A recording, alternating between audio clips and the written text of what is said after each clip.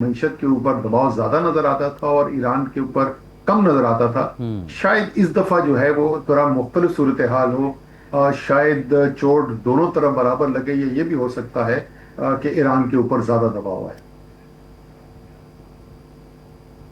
अच्छा, ये फरमाएं कि ये बिल्कुल आप दुरुस्त फरमा रहे हैं, क्योंकि पिछली दफ़ा जब हमने आपना हुर्मुज़ बंद की, वो एक गैर मुतवक्के फ़ैसला था, या दुनिया उसके लिए तैयार नहीं थी कि अगर आपना हुर्मुज़ बंद हो जाए तो हम क्या करेंगे। अब ईरान ने वो कार्ड खेल लिया। क्या आप समझते हैं ये कार्ड दोबारा खेला जा सकता है, और आपना मुंदब अगर भी बंद की जाती है तो क्या उससे ख़ित्ते के ममालिक मुतासर होंगे, ईरान को कोई उसका फ़ायदा होगा, या ईरान की नाकाबंदी ही ईरान के लिए इतना ज़्यादा नुकसान कर जाएगी कि बाकी सारी कोशिशें उसकी कामयाबी से हमकिनार नहीं हो सकती?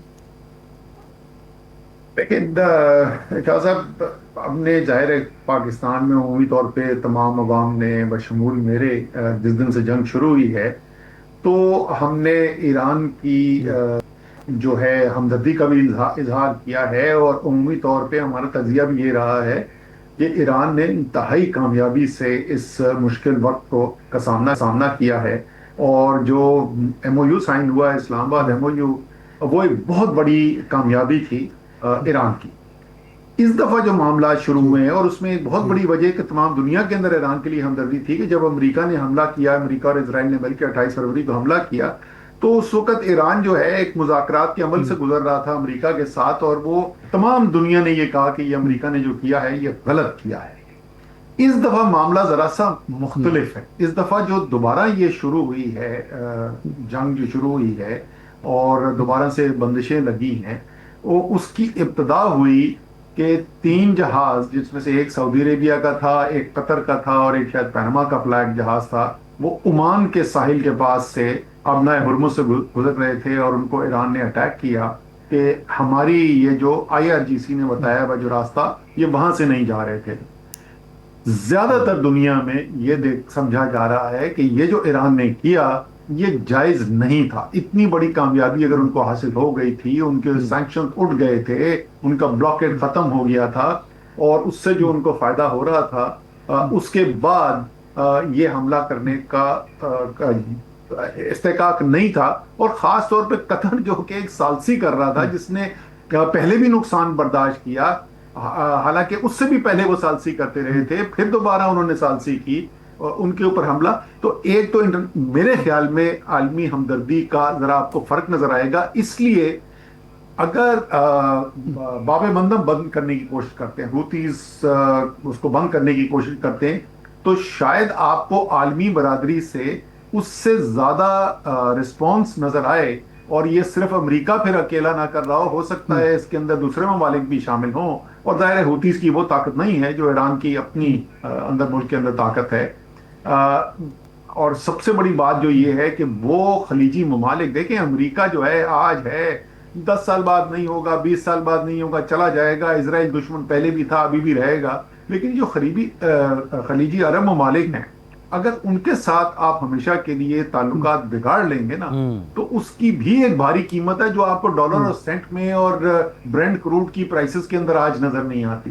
तो मेरे ख्याल में जो सांसी की कोशिश जाहिर है पाकिस्तान ने पहले भी की है, अभी भी दोबारा करेंगे, और इसमें मुझे यकीन है कि खुलूस से नीयत से करेंगे।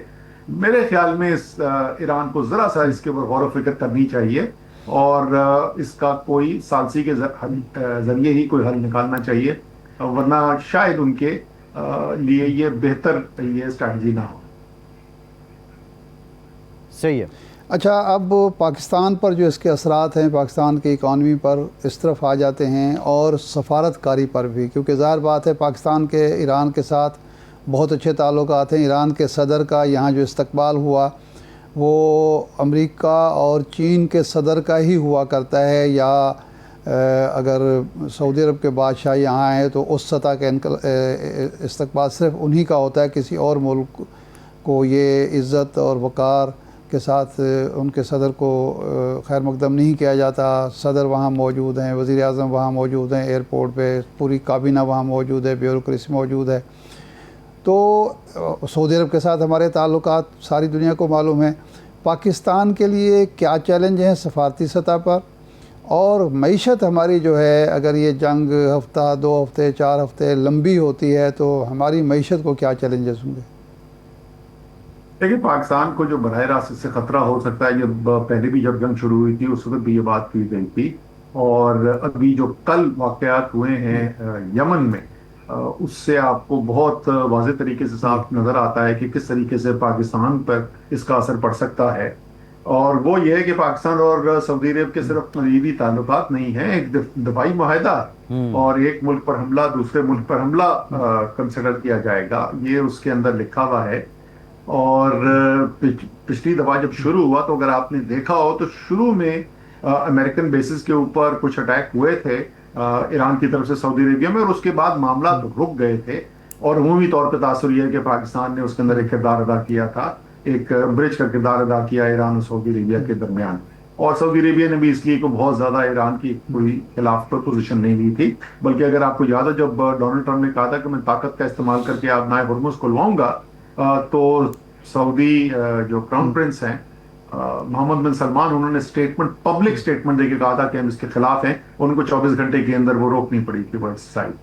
तो अभी तक तो ये हालात है, लेकिन अभी आप देखें कि अभी यमन में कल क्या हुआ। कल यमन में उनका जो दारुल हुकूमत है वो हुतीस के कब्जे में है, और जो यमन की हुकूमत है ज्यादातर मुल्क उनके कंट्रोल में है, लेकिन उनका दारुल हुकूमत जो है वो उनके कब्जे में नहीं है, वो हुतीस के पास है। सना में ईरान का जहाज आ रहा था, उसमें कुछ हुती वापस आ रहे थे, शायद वो जो आयतुल्लाह का फ्यूनरल था उसको अटेंड करके वो वापस आ रहे थे, तो उन्होंने हुकूमत ने अटैक किया मिजल से और उसको रनवे हिट किया। हुतीज ने उसके ऊपर जो जवाब दिया वो जवाब ये दिया कि ये हमला सऊदी अरेबिया ने कराया है, और आज से 4 साल पहले जो हमारा और उनका अमन मुआहिदा हुआ था अब हम उसके पाबंद नहीं हैं। अब ये सऊदी अरेबिया को से बरह रास्त हम बदला लेंगे। और फिर वो आपने देखा कि उनके एक एयरबेस में सऊदी अरेबिया के भी अटैक हुआ, हुतीज की तरफ से मिसाइल भी फायर किए गए, ड्रोन अटैक भी किया गया। अब आप सोचें कि ये चीज अगर कंट्रोल नहीं होती है और ये मामला बढ़ता है तो खतरा ये है कि ईरान को मजीद इन्वॉल्व होना पड़ेगा हुतीज की मदद के लिए, और पाकिस्तान को शायद शामिल होना पड़े सऊदी अरब की मदद के लिए। तो बहुत ही खतरनाक सूरत हाल है, इसलिए पूरे खत्ते के लिए, ईरान के लिए खास तौर पर, लेकिन पूरे खत्ते के लिए और पाकिस्तान के लिए बहुत अहम है कि कोई ना कोई इसके अंदर अमन का रास्ता निकाला जाए। और अमेरिका के साथ अगर ताल्लुकात ठीक नहीं भी हैं तो कम से कम मुसलमान ममालिक जो इस खत्ते के हैं वो तो एक दूसरे के खिलाफ जंग पे ना जाए। जहां तक मईशत की बात की, आपने बिल्कुल दुरुस्त कहा। आपको पता है कि इसकी वजह से अफरात ज़र में काफी हद तक इजाफा देखने में नजर आया था, और उसका नतीजा ये निकला कि पहले जो आहिस्ता आहिस्ता शरह सूद स्टेट बैंक ऑफ पाकिस्तान कम करता जा रहा था वो उसको रोकना पड़ा, और बल्कि ये भी खतरा पैदा हो गया था कि अगर ज्यादा देर तक ये सूरत हाल चलती है तो शायद शरह सूद को बढ़ाना पड़े, जिससे जाहिर है सरमायाकारी और मनफी उसके ऊपर असर होता है और मईशत और दबाव में आती है। वो थोड़ी सी सूरत हाल बेहतर होनी शुरू हुई थी, अब दोबारा ये खतरा पैदा हो गया है। तो जाहिर अगर ये सूरत हाल चलती है तो बराह रास्त उसका एक मनफी असर पाकिस्तान। ऑप्शन क्या है असद साहब, हुकूमत के पास ऑप्शन है, कोई कुशन है अवाम को रिलीफ देने का? नहीं, इस वक्त देखें हुकूमत के पास ऑप्शंस वही हैं जो ऑप्शंस 4 महीने पहले थे, उस वक्त भी इन्होंने वो नहीं किया। जब ऐसी मुश्किल सूरत हाल आती है जो आपके लिए नागुज़ीर है, आलमी मंडी से आपने तेल खरीदनी है, गैस खरीदनी है, उसके ऊपर तो आपका कोई कंट्रोल नहीं है, लेकिन जाहिर है उससे जब वो महंगी होती है आलमी मंडी के अंदर तो पाकिस्तान के अवाम के ऊपर एक दबाव आता है।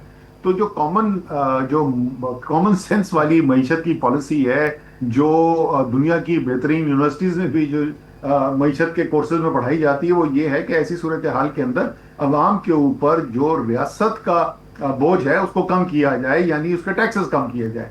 हमने उल्टा किया, हमने आलमी मंडी के अंदर 70% तेल की कीमतें बढ़ गई, और हमने जो टैक्स था तेल के ऊपर वो 2 गुना से भी ज्यादा बढ़ा दिया। अब वो टैक्स कुछ हद तक कम किया था वापस। मुझे डर ये लग रहा है कि जब ये जैसे ही आलमी मंडी के अंदर तेल की कीमतें दोबारा बढ़नी शुरू होंगी तो उससे तो बराह रास्त असर आएगा ही आएगा, लेकिन उससे क्योंकि मनफी असर मईशत के ऊपर भी आएगा तो IMF के टारगेट पूरे करने के लिए कहीं दोबारा ना खुदा खास्ता ये टैक्स भी उसके ऊपर बढ़ा दें। तो अभी तक तो जो बहुत महदूद हद तक जो हुकूमत रिलीफ दे सकती थी, यानी कम से कम और मुश्किलात में इजाफा ना किया जाए, हुकूमत ने तो वो भी नहीं किया था पिछली दफा। ज्यादा ज्यादा आप यही उम्मीद कर सकते हैं कि इस दफा वो मुश्किल नहीं अवाम के ऊपर डालेंगे। असद साहब, हुकूमत से बात की जाए ये पेट्रोलियम लेवी के हवाले से, तो वो कहते हैं जी हमें 2 महीने के लिए उन्होंने कहा था कि जी ठीक है आप कमी कर लें, लेकिन अब हम तो मजबूर हैं, IMF ने हमें पाबंद किया हुआ है लेवी लगाने का, तो वो तो हम कम नहीं कर सकते।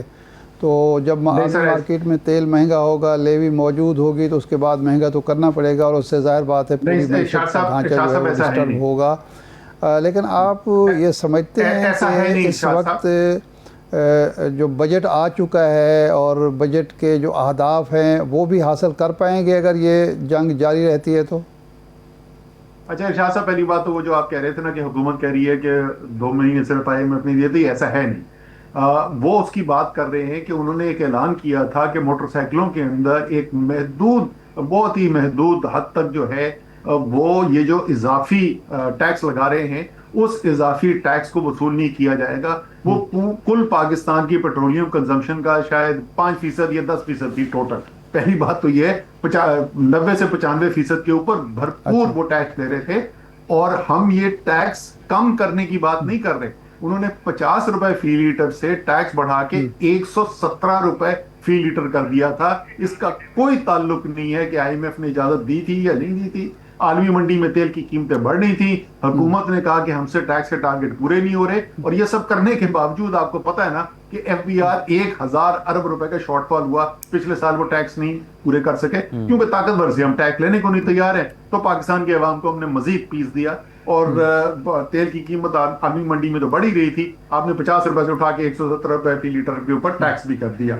अब जो आप पूछ रहे हैं कि इस साल के अहदाफ, देखिए जो इस वक्त आलमी जो इदारे हैं, वर्ल्ड बैंक और IMF और एशियन डेवलपमेंट बैंक वगैरह, उन्होंने जो अहदाफ दिए हैं पाकिस्तान के कि उनकी तवक्को के मुताबिक पाकिस्तान की मईशत में कितना इजाफा होगा अगले साल, वो सब उससे कम है जितना पाकिस्तान ने अपने बजट के अंदर दिया है। 4.2% है शायद तरक्की की रफ्तार। पिछले 2 साल से हमारा जो टैक्स का हदफ होता है उसमें कम से कम 1000 अरब रुपए की कमी होती है। तो इस साल भी जो बजट बनाया गया है, उमूमी तौर पर पहले से ही इस जंग के अलावा भी उमूमी तौर पर तासुर ये था कि ना वो तरक्की की रफ्तार का हदफ हासिल हो सकेगा, और ना जो टैक्स का टारगेट सेट किया गया है वो हासिल होगा। तो जाहिर है उसमें अगर मुश्किलात में इजाफा होता है तो मसाइल और बढ़ जाएंगे। सही है। अच्छा, ये असद साहब आपने जिन फैक्टर्स का पहले भी जिक्र किया है, शरह सूद का और दीगर मामलात का, एक्सपोर्ट सेक्टर के लिए कुछ हुकूमत ने रिलीफ देने की कोशिश की है, लेकिन साथ रियल स्टेट को भी छूट दे दी है। उमूमी तासुर ये है कि प्रॉपर्टी चलती है तो फिर सनत नहीं चलती। तो आप समझते हैं कि हुकूमत इस पोजीशन में है कि पैरेलल ये दोनों शोबों को ही चला सके? ये पॉलिसी ये इस बात को इनकरेज करेगी? देखें, रियल एस्टेट जो है, मेरे ख्याल में पाकिस्तान में अगर कोई सेक्टर है जहां सबसे बड़ा गैप है कि टैक्स कितना वसूल होना चाहिए और हकीकत में कितना वसूल किया जा रहा है, वो है ही रियल एस्टेट। कोई गरीब आदमी जो है वो बड़ी बड़ी घर बनाने के लिए ज़मीनें नहीं खरीदता है।